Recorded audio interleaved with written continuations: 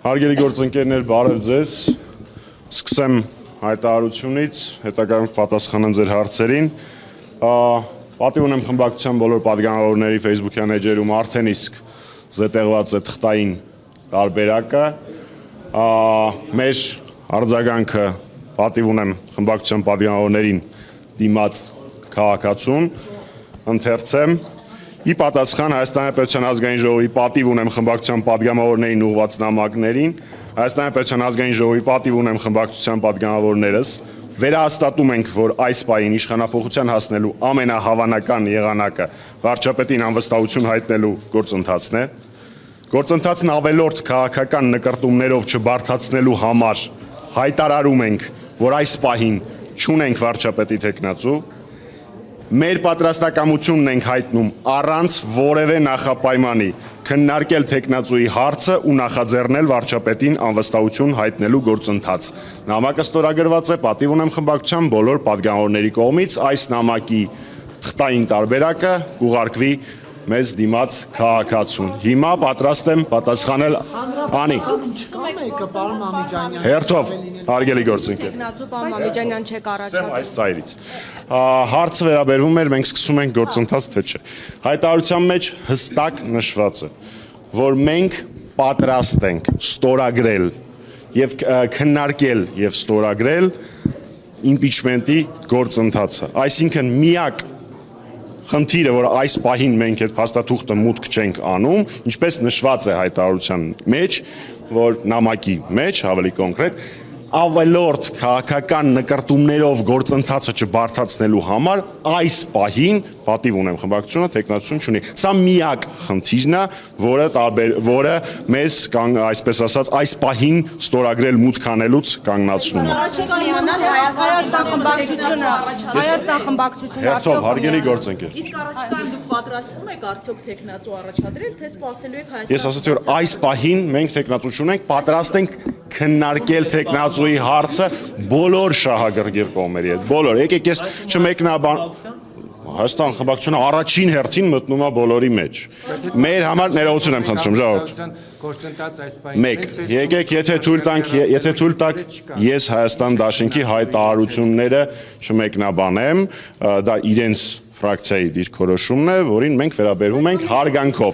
Այնուամենայնիվ, ես արդեն իսկ նշեցի, որ քանի որ հանրապետականը բազմիցս հայտարարել է, որ այս գործընթացը մեր համար իշխանափոխության ամենահավանական տարբերակն է, իսկ մենք հայտարարել ենք, որ մեր առաջնահերթությունն է իշխանափոխությունը, այլ ոչ թե իշխանության հասնելը, իշխանափոխությունը։ Դրա համար ավելի պարզ, ավելի հեշտ այս գործընթացը իրականացնելու համար մենք պատրաստ ենք նմանօրինակ քննարկումների ցանկացած շահագրգիռ կողմի հետ։ Ամեն դեպքում Հայաստան խմբակցության հետ փորձել եք իհարկե ինքնատիպ պատգամավորել, բայց այս ստորագրություններից առաջ փորձել եք նրա հետ խոսել, գուցե ինքն էլ միանալ այս ստորագրություններին։ Ես վստահ եմ, որ Իշխան Զաքարյանը ինքը կարող է հայտնել իր կարծիքը որպես անկախ պատգամավոր։ Իշխան Զաքարյանը չի հանդիսանում պատիվ ունեմ խմբակցության պատգամավոր, դա կարծում եմ նորություն չի։ Ավելին ասեմ, պատիվ ունեմ նախընտրական ցուցակում, պարոն Զաքարյանը ներառված էր ոչ Հայաստանի Հանրապետական կուսակցության կվոտայով։ Եթե ուշադիր եք եղել, իսկ վստահ եմ, որ ուշադիր եք եղել, ինչպես եւ միշտ նախագահ Սարգսյանի հայտարարություններին, ապրիլի 24-ին նախագահ Սարգսյանը հայտարարեց, որ Հանրապետականը ունի ծրագիր, այդ թվում նաեւ բնականաբար կարևորագույն բաղադրիչը փողոցային գործողությունների եւ փողոցային պայքարի, եւ դրա մասին հավելյալ որևէ տեղեկություն այս պահին ես չեմ կարող տալ գործընթացի շահերից ելնելով։ Այս ծրագրի ես հատուկ երկու հարցի կպատասխանեմ, պարոն Գերակոսյան։ Այս ծրագրի նախաձեռնողները մեզ դիմաց քաղաքացիներն են։ Սա կապ չունի Սերժ Սարգսյանի։ Ես ասացի, որ այս ծրագրի նախաձեռնողները մեզ դիմաց քաղաքացիներն են։ Պարոն Գերակոսյանը կռիվ կանի, լսում եմ։ Պարոն Մամիջանյան, ինչպես եք ձեր ծրագիրը իրականացնելու իշխանապողությամբ, փորձելու եք Նիկոլ Փաշինյանին մերժել այնպես, ինչպես 7 տարի առաջ Սերժ Սարգսյանին եւ ձեր կուսակցությանն էին մերժում։ Պարոն Գերակոսյան, այդպես չենք անելու, որովհետեւ այդ ժամանակ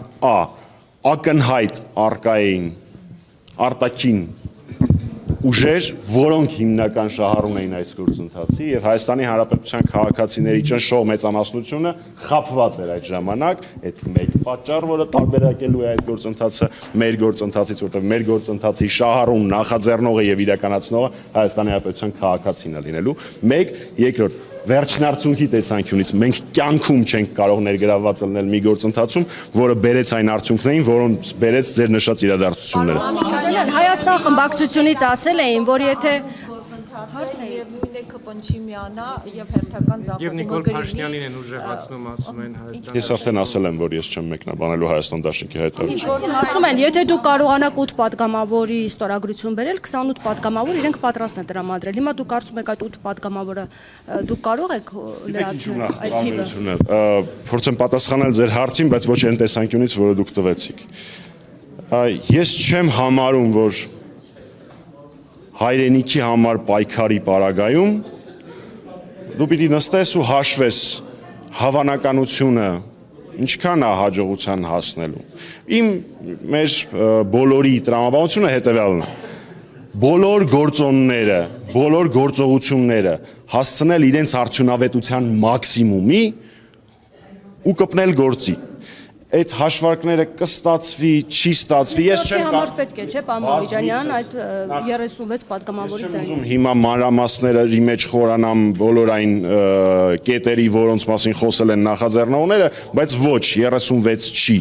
Եթե լսեք նախաձեռնողների առաջարկը, որը բավական հետաքրքրական լուծում է, մինչև այսօր այդ տարբերակով երբեք գործընթացներ չի արվել, ապա թղթերը մուտք են արվելու ոչ թե 36-ի մինիմալ շեմը հաղթահարելուց հետո, այլ շարունակելով հավաքել ստորագրությունները այն ժամանակ, երբ որ դա ունենա որոշակի